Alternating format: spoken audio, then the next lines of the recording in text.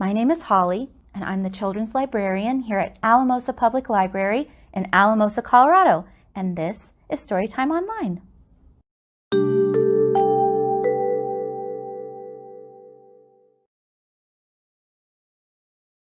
It's time to share a story, a story, a story. It's time to share a story today with three little piggies and a very sad wolf. It's time to share a story today. But first, I want to show you our project pack and tell you that our summer reading program theme this week is centered around the number 3. Your project pack says 3 little. Let's see. You can count to 3. 1, 2, 3. You can count 3 fingers. 1, 2, 3. You can count 3 pigs. 1, 2, 3. You can write the numeral 3 just like this. And there are lots of folk tales and fairy tales that are centered around 3 characters, and we're going to talk about some of those today. Let's see. There are 3 pigs. There are 3 billy goats gruff. There are 3 bears. There are 3 hares, 3 squares.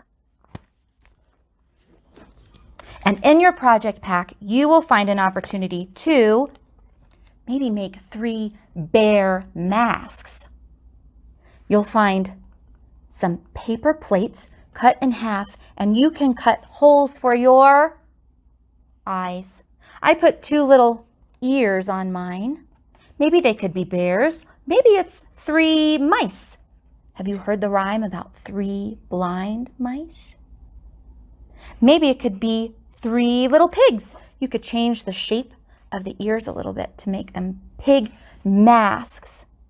And then you and your family could put on a play about 3 bears, or you could take a picture of 3 little pigs, or maybe you'd just like to do the craft project. So that's in your project pack this week, 3 little. But before we read our book for today, I thought maybe we'd need a refresher of the original story of the 3 little pigs. Our friend Millie Wilner made a story of the 3 little pigs, and you get to watch it. There are 3 big pigs, and they are allowed to go live by themselves. The first pig builds his house out of hay. The second pig builds his house out of sticks. The third pig builds his house out of bricks. The big bad wolf comes and says, he says, "Open up and I'll eat you all up." Then he blows the house down, and the pig that made his house out of hay runs to the stick house, and the wolf blows it down. And so both of the 2 pigs run to the brick house, and he says, "Oh," and he huffs and he puffs and he tries to blow the house down, but he can't. The end. Millie, thank you so much for making that awesome 3 little pigs story. Now that we all know the original tale, let's read a new version. It's called The 3 Little Yogis and the Wolf Who Lost His Breath. This book was written by Susan Verde, and pictures were illustrated by J. Fleck. The 3 Little Yogis and the Wolf Who Lost His Breath, a fairy tale to help you feel better. Once upon a time, there was a wolf who lost his huff and his puff. As you might imagine, this was a problem for the wolf, a big, bad problem. You see, sometimes the wolf felt angry, which happens to everyone from time to time. There were many reasons he felt that way.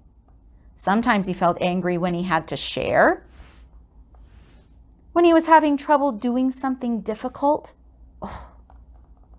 when he was worried, or when he was hungry, and sometimes he wasn't sure why he was angry.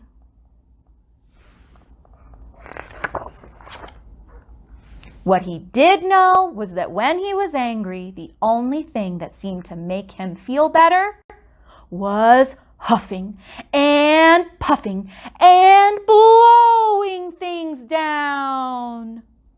He blew down fences and houses and anything that got in his way, causing trouble wherever he went.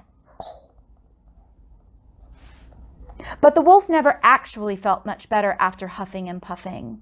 In fact, when he saw how frightened the rest of the town looked after he blew something down, he felt even worse. But he just didn't know what else to do.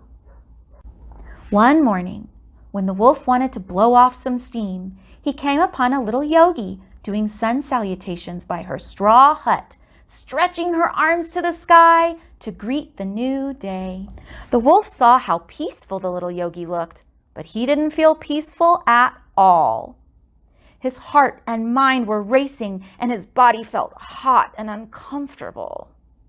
Oh, how he wanted to huff and puff and blow down the little yogi's hut into a big pile of straw. So the wolf opened his mouth wide and tried to blow. He tried on big things and small things, on heavy things and light things, but nothing happened. Instead, all that came out was a wheeze and a cough. The little yogi heard the wolf wheezing and ran over to help him. She didn't appear to be afraid of him at all. "Wolf, take a slow, deep breath," the yogi said. I can't," said the breathless wolf. "I lost my huff and puff."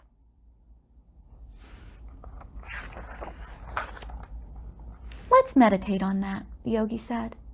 "Maybe you need to practice some belly breathing. Close your eyes and place your paws on your belly. Now breathe in through your snout and feel your belly and your paws rise. Now breathe out and feel your belly and your paws lower. Let's keep going, nice and slow." Maybe we should try that, you and me. I'll put my book right here. So the little yogi said to put your paws on your belly and breathe in through your snout, that's our nose, and out through your mouth. Ready? Let's watch our hands go up and down.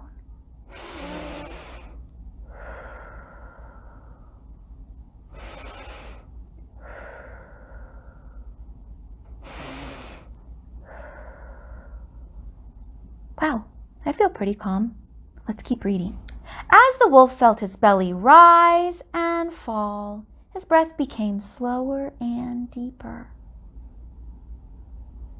But just when he started to feel calmer, look at those eyebrows. He remembered his lost huff and puff, and he started to feel angry again.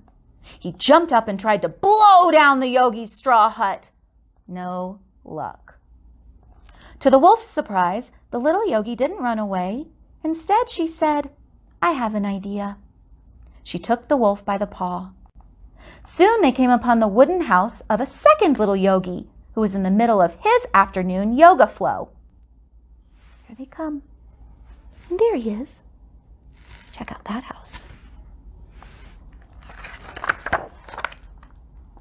They watched him giggle and wiggle his tail in the air as he stretched in downward dog, and then lengthen his body into a powerful plank as straight as the wooden beams in his house. While the first little yogi explained the situation, the wolf could feel himself getting frustrated and tense again. His paws curled and his body stiffened. He opened his mouth wide and he tried to blow down the second yogi's wooden house. But again, he only wheezed and coughed. "I lost my huff and puff," he said.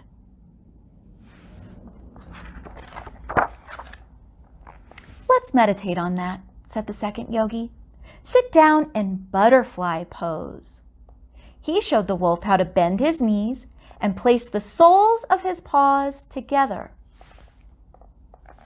Maybe you need to practice some cooling breath. Close your eyes and open your mouth. Stick out your tongue and slowly inhale. Feel the cool air enter your mouth and your body. Now close your mouth and breathe out through your snout. Keep going, nice and slow. Maybe we could try that. I'll put our book right here. First, let's sit in butterfly pose. You put the soles of your paws together, like this. And then remember, the little yogi said, open your mouth, stick out your tongue and breathe in cooling air through your mouth, and then blow it out through your snout. I mean, your nose, like this. Ready?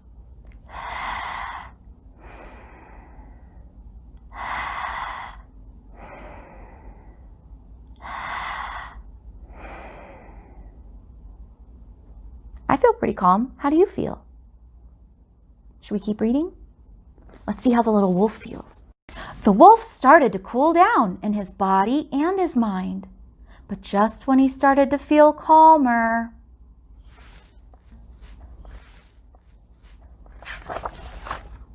he remembered his lost huff and puff, and he started to feel angry again. He jumped up and down and tried to blow down the yogi's wooden house. No luck. Again, to the wolf's surprise, instead of running away, the second yogi said, I know where we should go. The two little yogis took the wolf paws in hooves and walked with him under the setting sun. Soon they came upon a yoga studio adorned with colorful bricks. Inside, a third little yogi was in half moon pose. Wow. They came outside and noticed the exhausted wolf. What's wrong? They asked. The wolf was startled. No one had ever actually asked him that question before.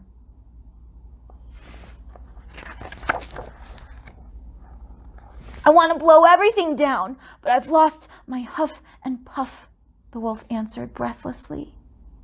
Why do you want to blow everything down? The third yogi asked. Again, the wolf was surprised. That was a new question too. Because when I'm angry, I think a huff and puff will make me feel better. Does it really make you feel better? Only for a moment. I blow everything away, but then everyone runs away from me too. I don't like that others are frightened of me. But without my huff and puff, I don't know what else I can do.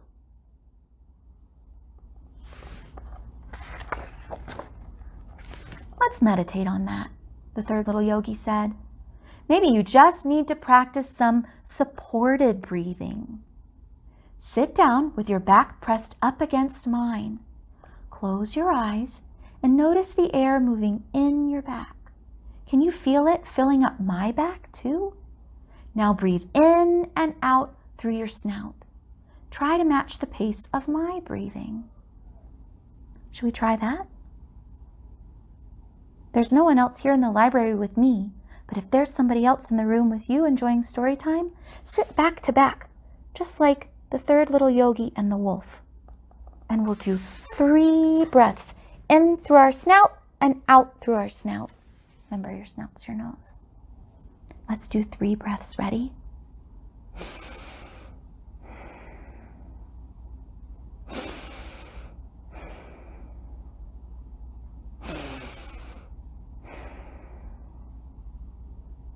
Could you feel the breath of the person behind you? That felt pretty good. Let's finish our story. Beneath the shimmering moonlight, the wolf and the yogis practiced breathing together, back to back, nice and slow. Soon the wolf began to inhale and exhale more deeply. Then something new happened. The wolf felt different. He didn't feel tense or frustrated. He felt peaceful. Under the sparkle of stars, the three little yogis showed the wolf even more ways to relax and breathe, until at last they all settled down for Savasana. I bet you could do that.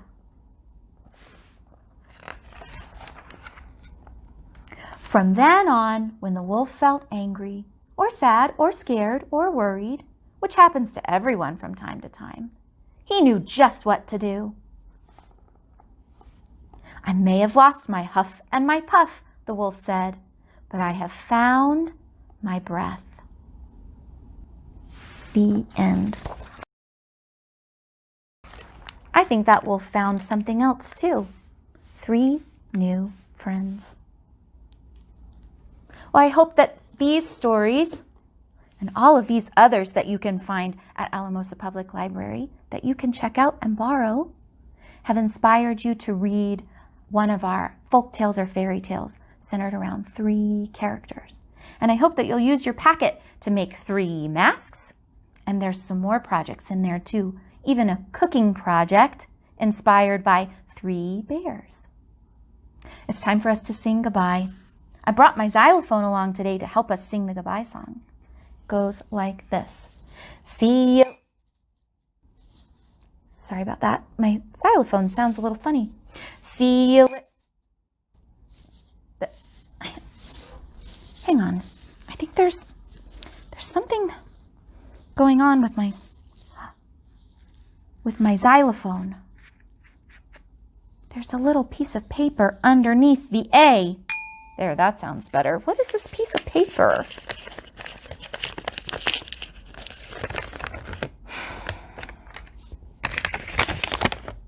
I think this is a clue from our friend Larry the library gnome. I'll read it to you. It says, I seek passage to fortune of treasures untold, a store full of stories, retale and retold. Treasures? A retale. A store full of stories. I wonder where that could be. Somewhere in Alamosa. I hope that you'll find this little guy. It's about time for him to come home to the library, don't you think? Oh, Larry, where are you? Let's try this again. It's time for us to sing goodbye, and our goodbye song goes like this. Do you know how to do the hand motions? Can you do it without me? I'll play you some music. It goes like this. See you later, alligator, in a wild crocodile. Give a hug, ladybug, blow a kiss, jellyfish. See you soon, sweet baboon, out the door, dinosaur. Take care, polar bear, wave goodbye, butterfly. Goodbye!